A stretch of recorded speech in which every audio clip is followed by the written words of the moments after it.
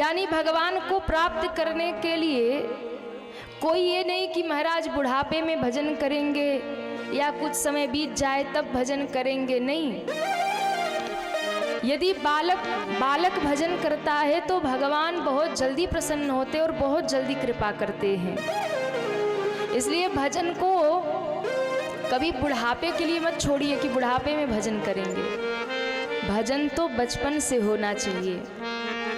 और ध्यान रखिए, जिसने बचपन में भजन नहीं किया और सोचे कि चलो 55 में करेंगे, तो जिसने बचपन में भजन नहीं किया उससे 55 में भी होने वाला नहीं है। 55 में भी भजन तब ही होगा जब बचपन में हुआ रहेगा। इसलिए बुढ़ापे के लिए भजन मत छोड़िए, बचपन से ही भजन करने में लग जाइए। अच्छा बताइए, दुनिया का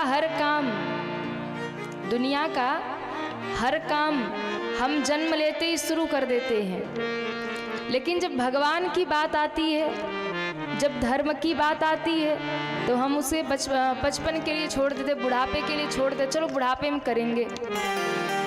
भगवान भी कहते हैं कि जब अच्छा जीवन दिया था तब तुमने भजन किया नहीं, और जब बुढ़ापा आ गया, 4 जना मिलके उठाते तो उठते हैं, 4 जना मिलके खिलाते हैं तो खाते हैं। जब अपना शरीर ही नहीं संभाला जा रहा तो तुम गुरु मंत्र को क्या संभालोगे, मेरे नाम को क्या संभालोगे। इसलिए भगवान कहते हैं जो बुढ़ापे में भजन करता है वो जल्दी मुझे प्राप्त नहीं कर पाता है। जो अच्छा जीवन था, जो सुंदर जीवन था, बचपन था, युवानी थी, वो तो दुनिया को दे दिया, और जो एकदम बेकार जीवन का हिस्सा बुढ़ापा बचा वो भगवान को दे दिया। भगवान भी कहते हैं कि भैया जो किसी काम का नहीं रहा तब मेरे पास आ रहा है, और जब काम का था तो दुनिया के पास था। तो वे ठाकुर जी भी वैसा ही व्यवहार करते हैं। इसलिए बचपन से भजन करिए, क्योंकि जन्म लेते ही आप बताओ खाना पीना कब से शुरू किया, कहिए कब से किया? जन्म लेते ही चिल्लाने लगे महाराज। हाँ, जन्म लेते ही बच्चा रोने लगता है, कुछ खाने को चाहिए, भूख लग गई है, तो खाना शुरू किया बचपन से, रोना शुरू किया बचपन से, हंसना शुरू किया बचपन से, पढ़ना लिखना सब कुछ दुनिया के जितने कार्य सब बचपन से शुरू किया, दुनियादारी करना शुरू कर दिया बचपन से, हर एक काम करना शुरू कर दिया बचपन से। तो जब हर काम बचपन से किया है तो भजन को बचपन के लिए क्यों छोड़ना, भजन भी बचपन से ही शुरू किया जाए, भगवान का भजन भी बचपन से किया जाए महाराज। अंत के लिए मत छोड़िए कि अंतिम में नाम लेंगे। अंतिम में तो अपना शरीर संभाला नहीं जाता तो गुरु मंत्र को क्या संभालेंगे। अंतिम समय में महाराज दांत टूट गए, अब कहेंगे राम तो निकलेगा लाम, ठीक से नाम भी तो नहीं जपा जाएगा। इसलिए संत जन कहते हैं जब ध्रुव जी ने बचपन में भगवान को प्राप्त कर लिया, प्रहलाद जी ने बाल्यावस्था में भगवान को प्रकट कर दिया, तो हमको और आपको भी चाहिए कि बचपन से भगवान का भजन करें और अपने मानव जीवन को सफल कर ले महाराज। दुनियादारी भी करते रहिए, संसार का काम भी करते रहिए, पर भगवान में बुद्धि लगाकर भगवान का भजन भी करते रहिए, भगवान को याद भी करते रहिए। प्रहलाद जी महाराज बचपन से भगवान में लग गए। कैसे लग गए?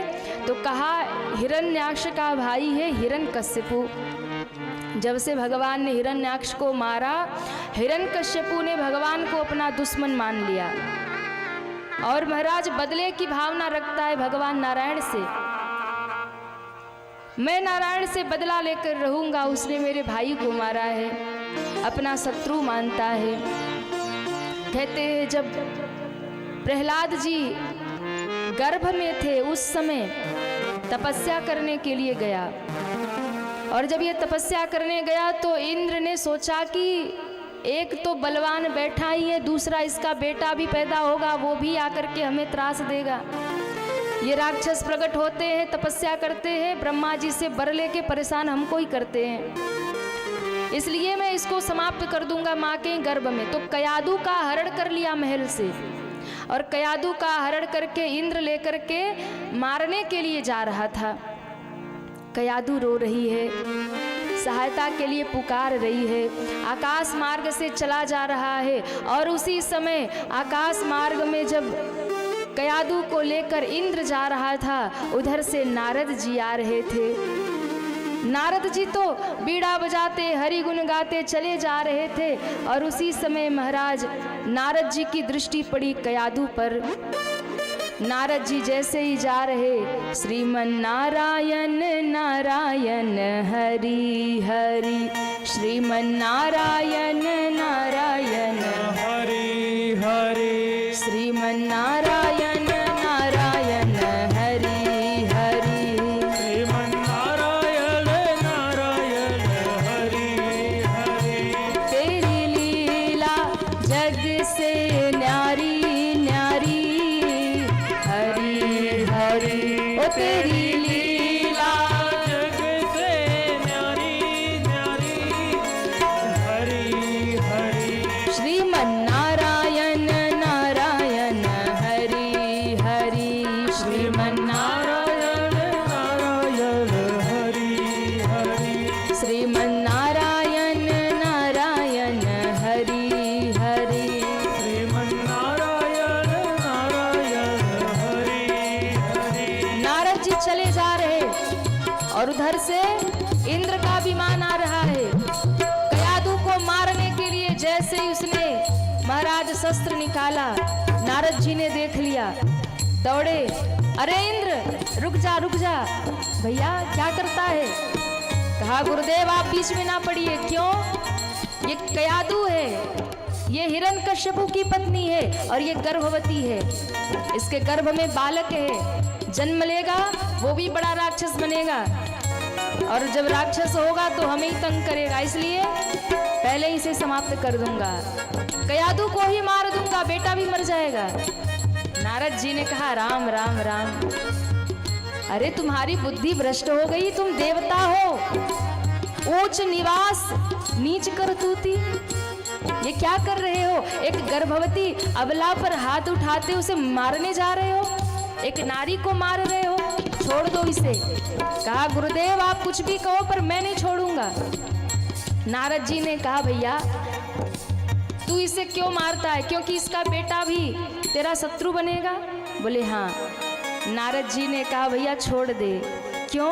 मैं तुम्हें वचन देता हूँ, तुम उस हरि की लीला नहीं जानते। नारद जी तो समझ गए कि गर्भ में तो महान भक्त है।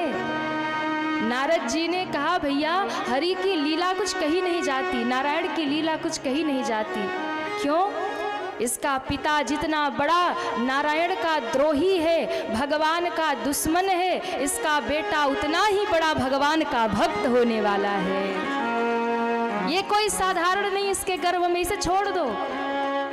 कहा गुरुदेव आप कहते हो तो मैं छोड़ता हूँ, वरना तो इसको समाप्त कर देता। नहीं नहीं नहीं, कभी ऐसा करना मत।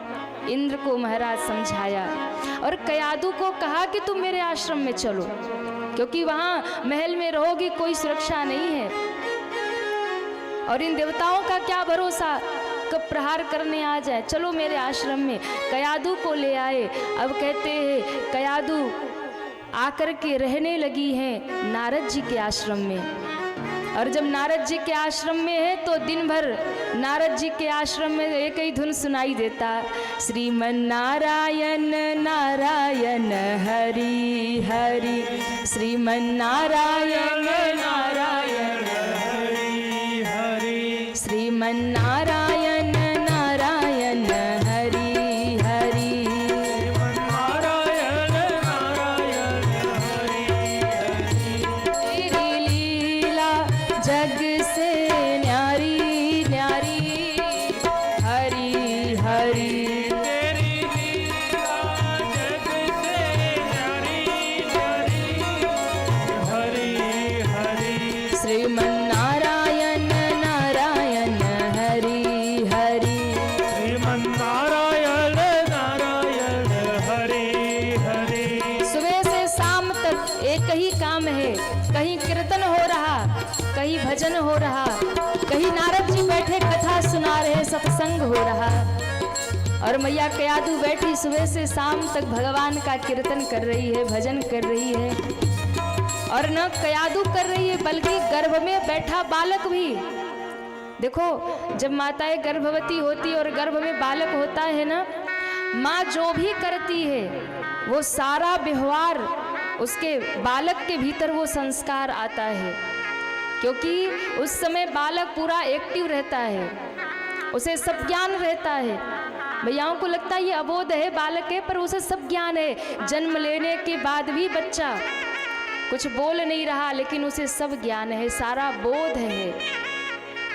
और छोटा बच्चा जब तक माँ को नहीं पहचानता, पिता को नहीं पहचानता, तब तक वो भगवान से बातें करता है, वो भगवान से कनेक्ट है, एक्टिव है। इसलिए बहुत आवश्यक है, माताओं को सावधानी रखनी चाहिए। जब गर्भ में बालक हो ना, तो खूब भगवत भजन करना चाहिए, अच्छे आचरण करने चाहिए, क्रोध नहीं करना चाहिए, निंदा चुगली नहीं करना चाहिए, झूठ नहीं बोलना चाहिए, झगड़ा लड़ाई नहीं करना चाहिए। पर आजकल मामला उल्टा है, गर्भ में बालक हो और डॉक्टर कहते बेड रेस्ट करो, मैया दिन भर बैठी बैठी सीरियल देखती हैं, हाँ, दिन भर बैठी बैठी फिल्म देखेंगी। फिर बच्चा भी वैसा ही होगा, वो भी जन्म लेते ही सीधा मोबाइल लेके गूगल पे सर्च करने लगता है। और आजकल तो बड़ी समस्या है, बच्चा छोटा होता है, अभी बोलना नहीं आता पर मोबाइल चलाना आता है। और माताएं बड़ी प्रसन्नता में कहती है, महाराज अभी तो 2 ही साल का है, 2.5 साल का है, सब कुछ जानता है, यूट्यूब चलाता है, गूगल चलाता है। अरे वाह, क्या संस्कार पड़ेंगे बताओ। बचपन में ही हाथ में मोबाइल पकड़ा दिया बच्चे को। अच्छा, माताओं को बड़ा सुकून लगता है, क्यों? जैसे ही बच्चा चिल्लाए, मैया ला के मोबाइल थमा देती है। मोबाइल पकड़ते ही बच्चा अपने में मगन, मैया अपने काम में मगन। इसलिए मैंने कल कहा था कि माताएं जो होती है ना, वो सृजन करता है। माताएं जो है वो निर्माता है, वो निर्माण करता है, वो बालक का निर्माण करती है। और बाहर आने पे नहीं, गर्भ से ही निर्माण शुरू हो जाता है।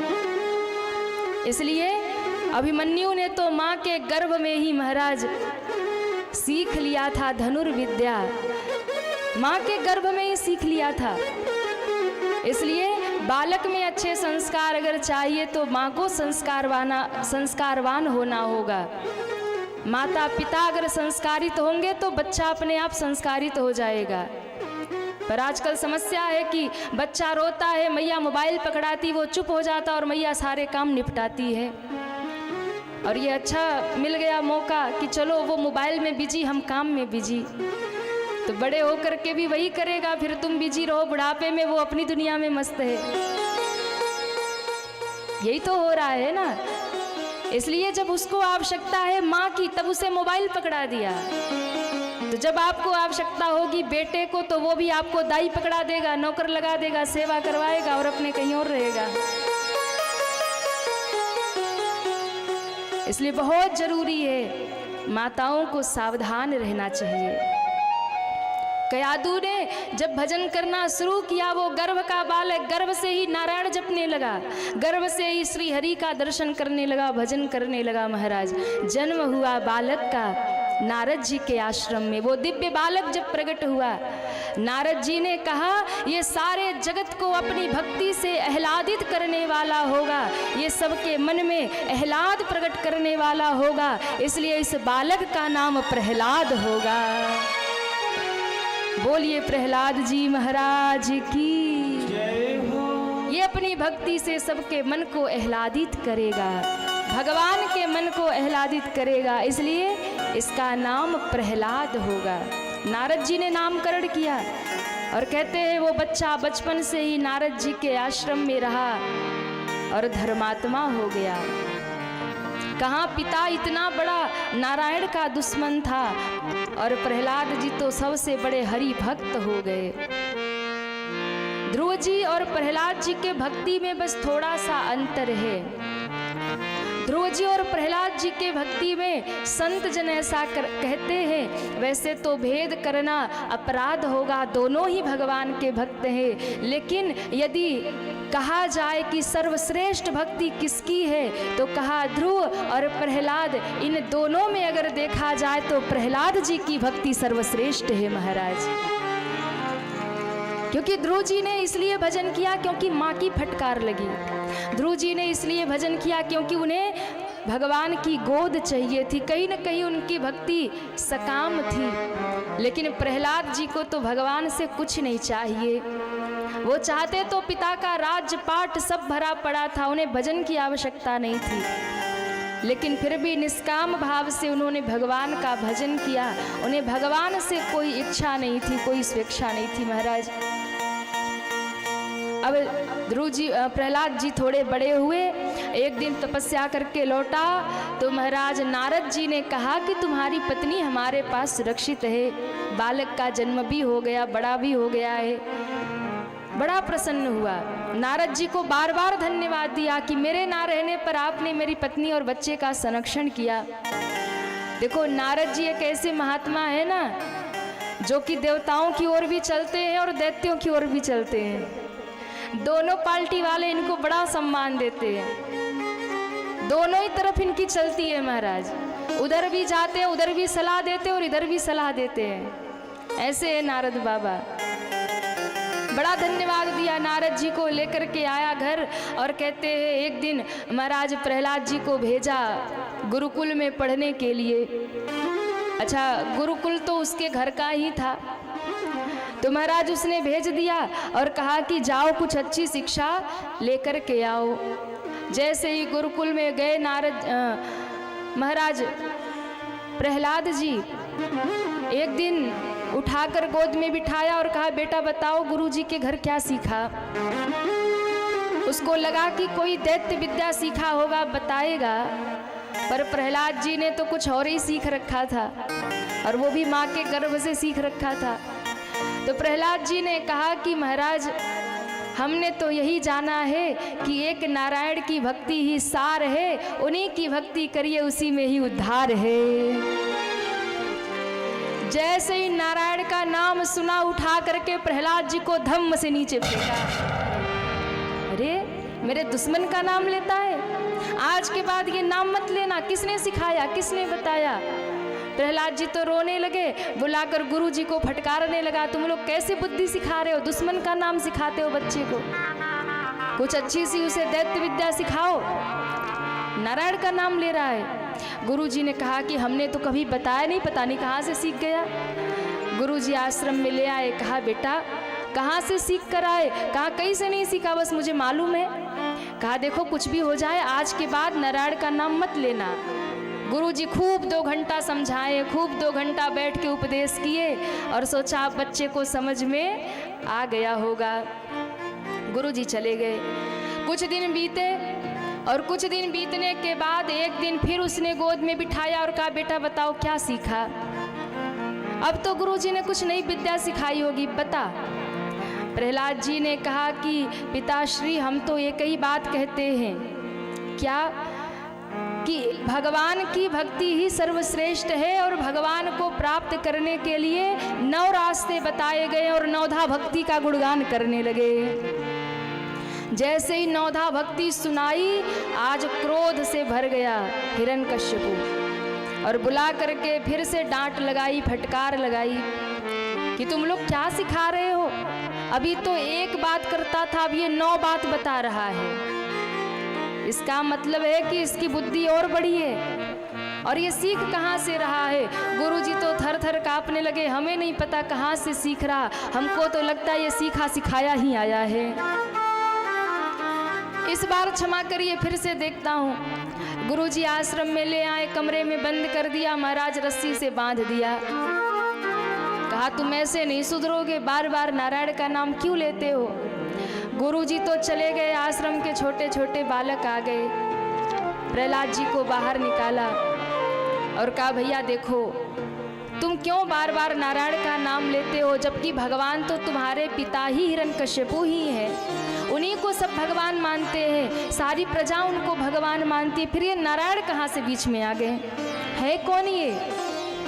प्रहलाद जी ने कहा मेरे पिता की बुद्धि खराब है, अपने आप को भगवान बताते हैं, पर वास्तव में भगवान तो एक नारायण ही है। तो भैया तुम बार बार उनका नाम गाते हो, उनका सुमिरन करते हो, और बार बार तुम्हें यातनाएं मिलती है, क्या मिलता है तुमको? कहा भैया भगवान का नाम गाने में क्या नहीं मिलता है ये पूछो, क्योंकि भगवान का नाम गाने में जो आनंद है वो दुनिया में कहीं और नहीं है। इसलिए मैं तो कहता हूँ एक बार तुम लोग भी गा कर देखो, जो आनंद आएगा कि दुनिया भूल जाओगे। बच्चों ने कहा नहीं नहीं भैया हम नहीं गाएंगे, फिर गुरुजी सुनेंगे तो सजा देंगे। बोले सजा की छोड़ो, एक बार गा के तो देखो। बच्चे तो बच्चे थे, बात में आ गए। प्रहलाद जी को कहा कुछ होगा तो तुम्हें ही बचाना। बोले हम बचाएंगे।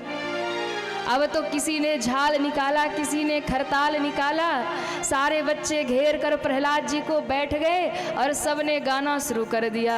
श्रीमन नारायण नारायण हरि हरि, श्रीमन नारायण नारायण हरि हरि, श्रीमन नारायण नारायण हरि हरि, श्रीमन नारायण नारायण हरि हरि। तेरी लीला जग से न्यारी न्यारी, हरि हरि तेरी लीला जग से न्यारी जय हो। हरि हरि, ओ तेरी लीला जग से न्यारी न्यारी, हरि हरि। तेरी लीला जग से न्यारी न्यारी, हरि हरि। सभी दोनों हाथ उठा के श्रीमन नारायण नारायण हरि हरि, श्रीमन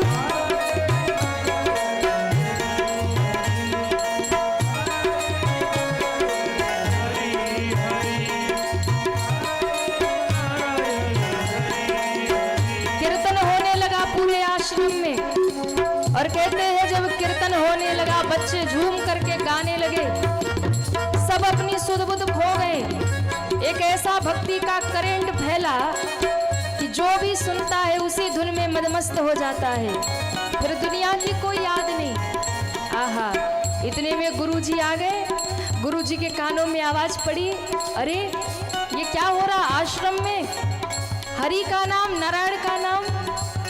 अगर महाराज ने सुना तो सीधे फांसी पे चढ़ा देंगे। गुरुजी दौड़े और कहते प्रहलाद रुको, प्रहलाद रुको। प्रहलाद जी रुकने का नाम नहीं ले रहे। गुरुजी ने जैसे ही जाकर के प्रहलाद को पकड़ा, भक्ति का करंट लगा और गुरुजी ने भी गाना शुरू कर दिया।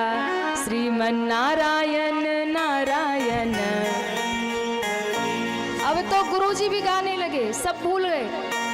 और उसी समय किसी सैनिक ने जाके महाराज कहा हिरण्यकश्यपु को कि महाराज आश्रम में तो गजब हो गया। क्या हो गया? बोले नारायण का कीर्तन हो रहा। हिरण्यकश्यपु गदा लेकर गुस्से में दौड़ा, आज छोड़ूंगा नहीं। जैसे ही दौड़ा महाराज आकर के देखा तो यहाँ कीर्तन चल रहा। दूर खड़ा हो गया, सैनिकों को कहता है जाओ उन्हें रोको। सैनिक दौड़े और जा कर के रोकते हैं, पर कोई तो सुनता ही नहीं महाराज, क्योंकि सुध ही नहीं है शरीर की। ऐसे लीन है भक्ति में। जैसे ही सैनिकों ने पकड़ा तो अभी तो गुरुजी ही गा रहे थे, गुरुकुल ही गा रहा था, अब वो सारे सैनिक भी गाने लगे। श्रीमन नारायण नारायण हरि हरि, श्रीमन नारायण हरि हरि, श्रीमन नारायण नारायण हरि हरि।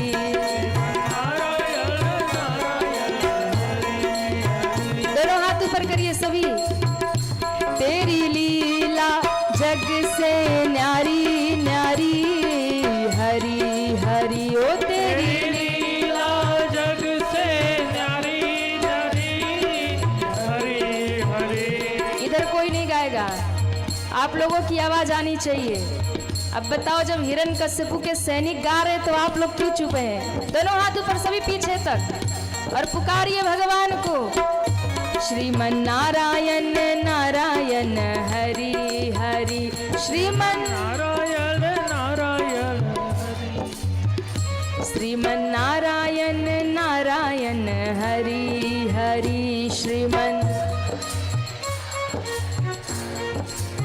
ओ तेरी लीला जग से न्यारी न्यारी हरि हरि तेरी जय हो। तेरी लीला जग से न्यारी न्यारी हरि हरि तेरी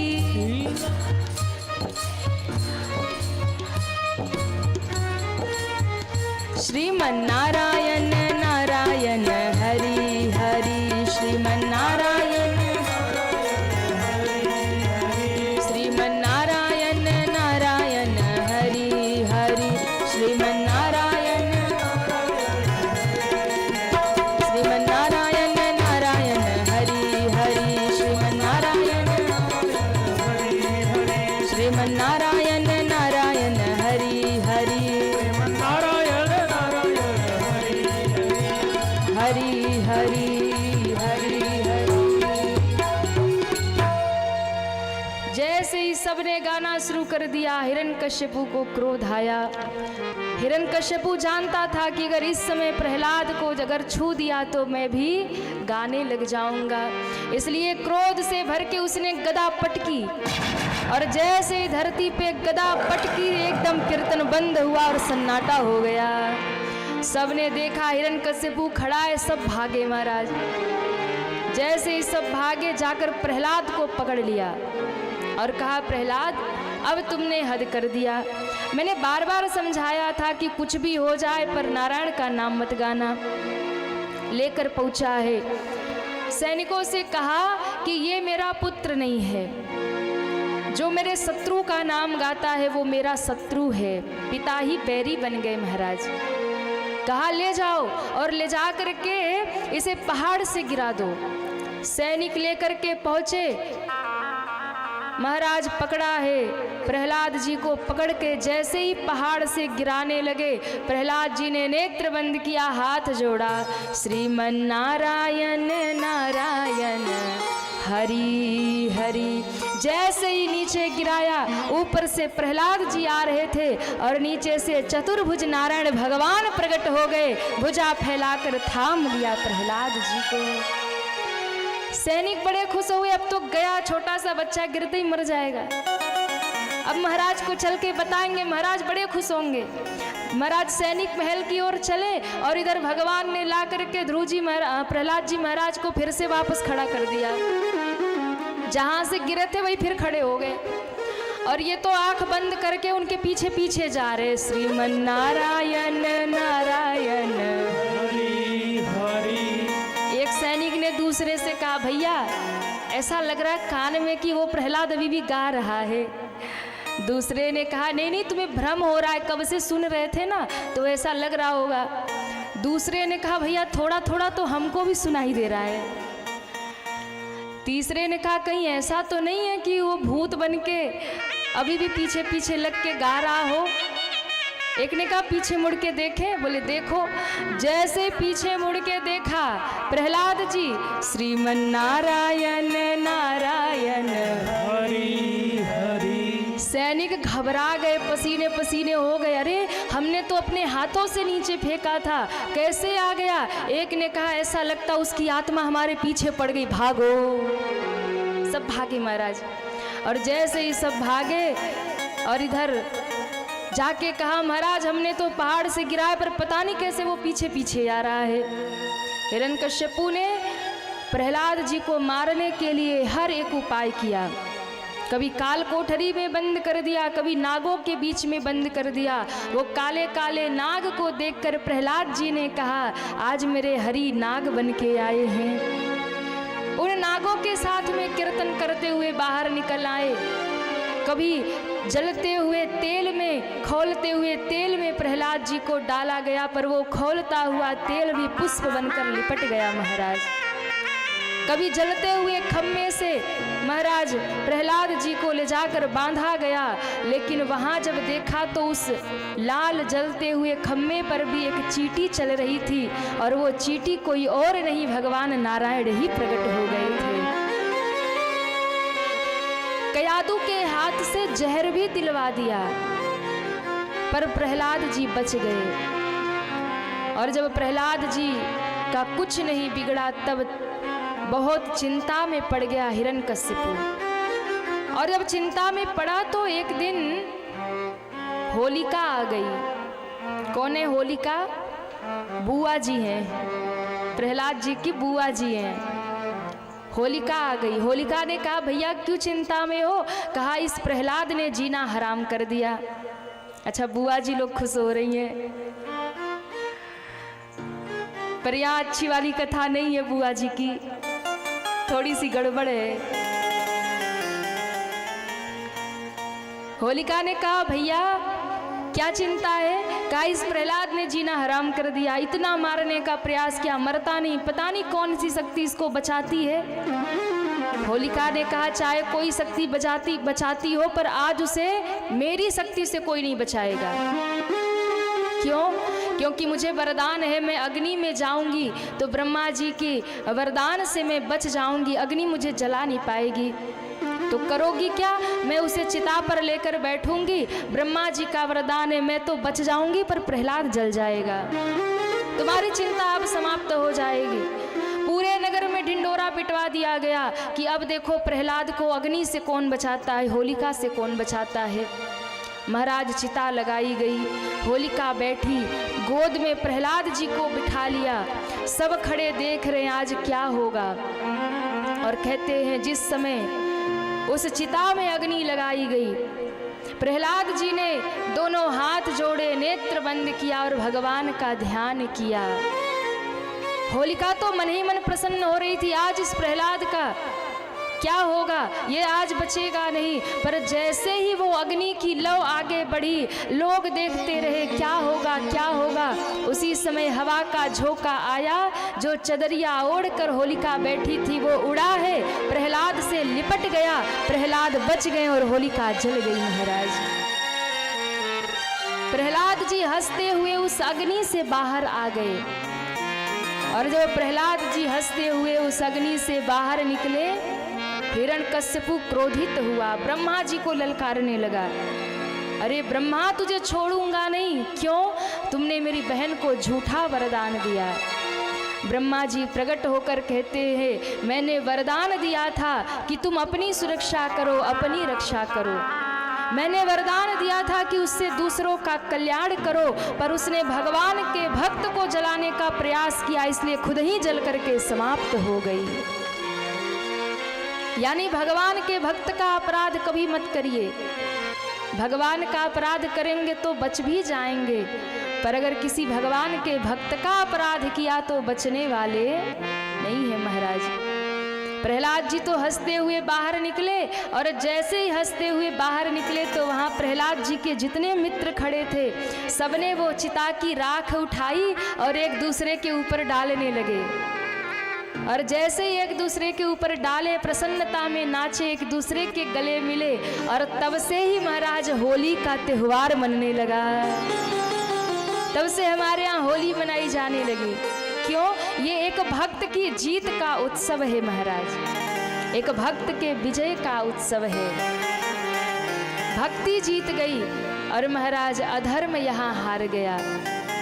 तब से होली का त्योहार मनाने लगे, तब से होलिका दहन हम लोग करने लगे।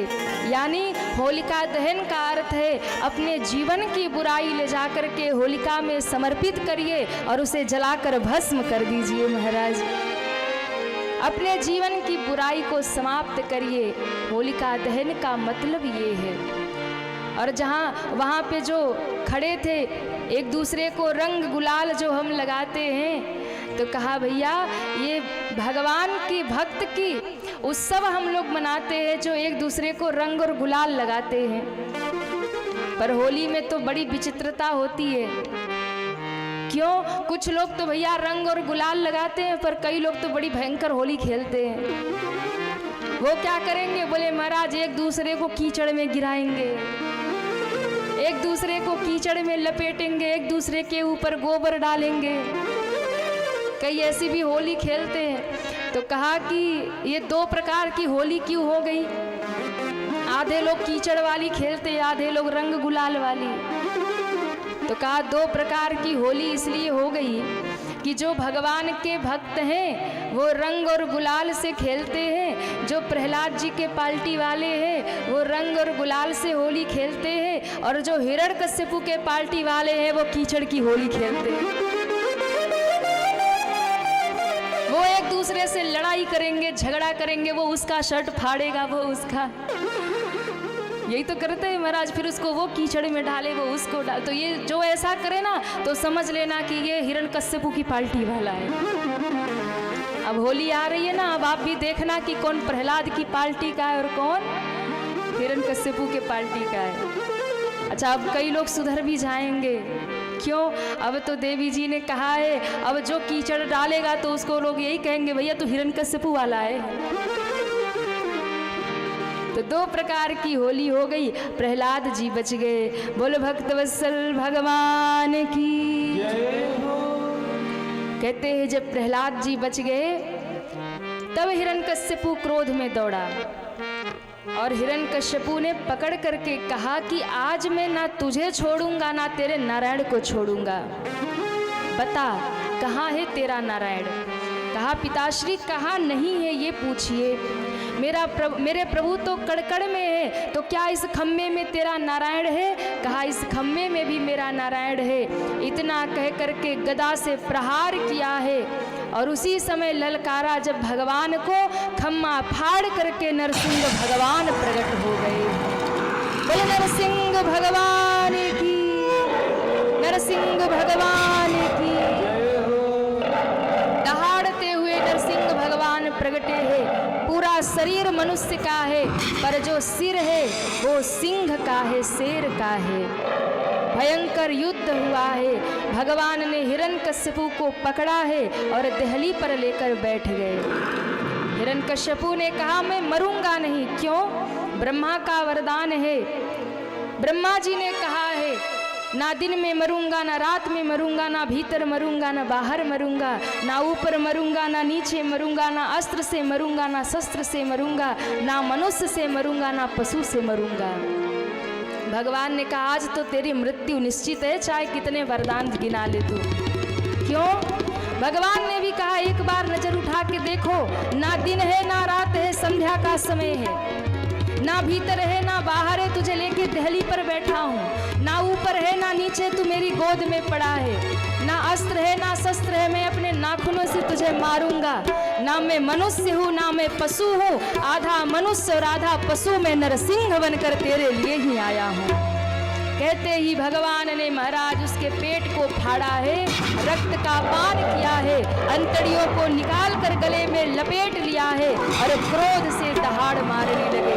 बोले नरसिंह भगवान की, नरसिंह भगवान की। भगवान इतने क्रोध में है, ऐसा लगता है प्रलय हो जाएगा, क्योंकि भक्त के ऊपर अत्याचार किया गया था। भगवान भयंकर क्रोध में, सारे देवता थर थर कांप रहे, कौन सामने जाए, कौन सामने जाए।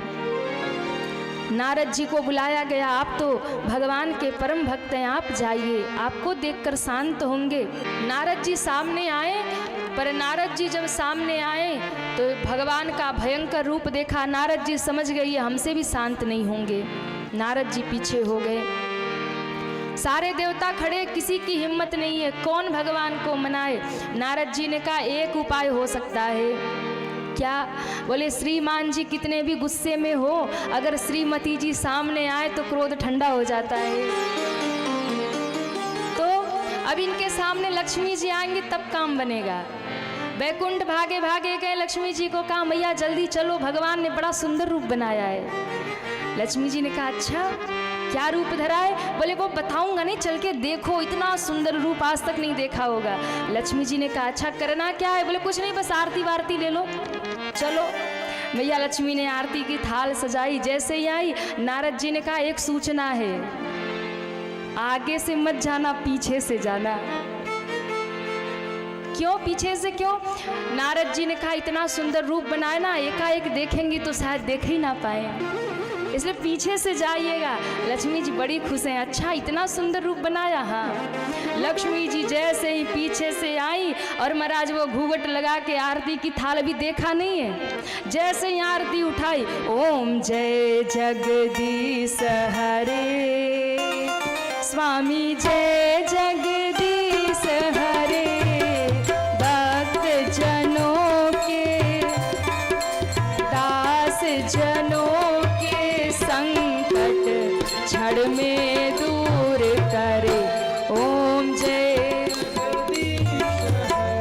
जैसे ही आरती उठाकर घुमाने वाली थी, भगवान ने जोर से दहाड़ मारी, और ज्यों दहाड़ मारी माँ ने ऊपर देखा, सोई आरती की थाल फेंक के भागी, और ऐसी भागी कि बैकुंठ में जाके सांस लिया। लक्ष्मी जी ने कहा, हे भगवान, किसी प्रकार जान बच गई, नारद के बच्चे ने तो आज मरवा ही दिया होता। अरे उसने कहा कि सुंदर रूप बना के बैठे, और हमको क्या मालूम कि गब्बर शेर बने बैठे। हे प्रभु, कैसी कैसी लीला आप करते, आज गब्बर शेर बने बैठे। लक्ष्मी जी भी हार गई और भगवान का क्रोध शांत नहीं हुआ। तब सबने प्रहलाद को आगे किया, जिस भक्त के लिए ये रूप धरा है वही भक्त शांत करेगा। प्रहलाद जी जैसे ही आगे आए, भगवान ने अपनी गोद में बिठा लिया, और प्रहलाद को गोद में लेते ही भगवान का क्रोध शांत हो गया। भगवान का क्रोध शांत हुआ। भगवान अपनी जिह्वा से प्रहलाद जी के मस्तक को चाट रहे हैं, क्योंकि जो पशु होते ना, जब उन्हें वात्सल्य आता है, प्रेम आता है, तो वो अपने बच्चे को जिह्वा से चाटते हैं। तो भगवान आज नरसिंह बनकर आए हैं, पशु का रूप धरा है, मुख पशु का है, इसलिए भगवान जिह्वा से चाट रहे हैं और कहते हैं, प्रहलाद बेटा मुझे क्षमा कर देना, मैंने आने में बहुत देर कर दिया, मेरे कारण तूने न जाने कितने कष्ट से पिता का विरोध सहा। प्रहलाद जी के आंखों में आंसू है। कहा, प्रभु आपने विलंब नहीं किया, मुझे कष्ट नहीं हुआ, आप बिल्कुल सही समय पर आए हैं, पर मैं ये चाहता हूँ कि मेरे पिता की अधोगति ना हो। भगवान ने कहा, अरे पगले, जिसने मेरे हाथ से मृत्यु प्राप्त की हो उसकी कभी अधोगति नहीं हो सकती, वो कभी नरक नहीं जाएगा। जिसने मेरे हाथों से मृत्यु प्राप्त की हो, मैं मारता नहीं हूँ, मैं तो भक्तों को तार दिया करता हूँ। वो मेरे धाम को चला गया, वो मेरे में ही लिप्त हो गया, इसलिए तुम चिंता मत करो। इस प्रकार से भगवान ने नरसिंह अवतार धारण किया अपने भक्त के लिए महाराज। इसलिए भगवान को एक बार अपना मान कर देखिए, एक बार भगवान का होकर के देखिए, अपने भक्त के लिए क्या नहीं करते मेरे भगवान। फिर भी हम भगवान का भजन नहीं करते, फिर भी हम भगवान को याद नहीं करते। नरसिंह बन करके भगवान आ गए, और नरसिंह बन करके भगवान ने प्रहलाद का उद्धार किया और जगत को संदेश दिया कि जो मेरा बन जाता है और अपना सर्वस्व मुझे समर्पित कर देता है, उसके लिए मुझे अगर मनुष्य से पशु भी बनना पड़े तो मैं बन जाता हूँ। ये भगवान का सिद्धांत है। इसलिए संत जन कहते हैं, हरि का भजन करो, हरि है हमारा।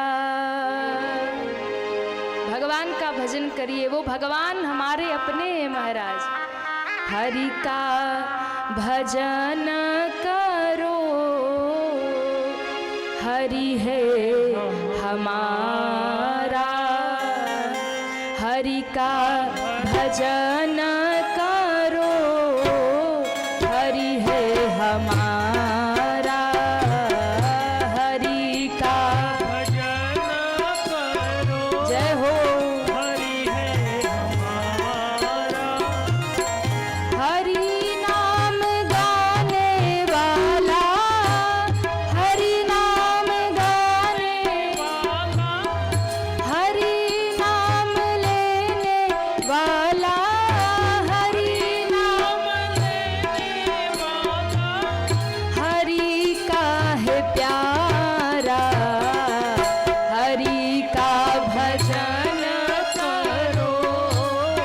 हरि है हमारा, हरि का भजन करो। हरि है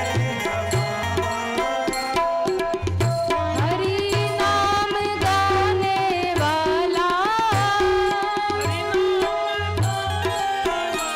एक बार सभी दोनों हाथ ऊपर करिए और भाव से भगवान को पुकारिए।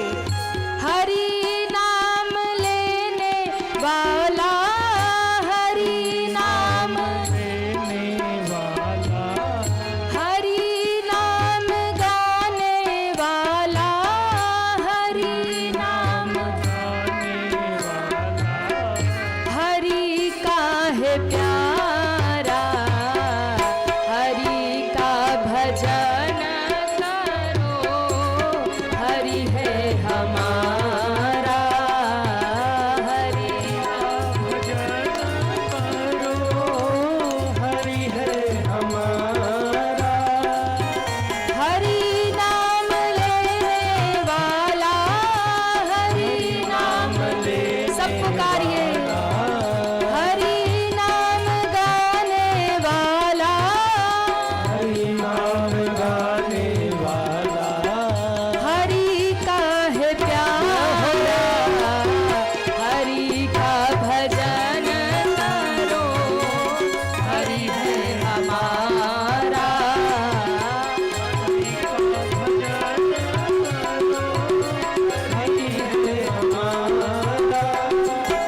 हरि है हमारा, हरि है हमारा, हरि है हमारा। कि हरि नाम गाने वाला, हरि नाम, हरि नाम लेने वाला, हरि नाम हरि का है प्यारा, हरि का भजन करो। हरि है हमारा, हरि का भजन करो। हरि है हमारा। इसलिए भगवान हमारे हैं और हम भगवान के हैं, ये कथा यहाँ सिद्ध करती है।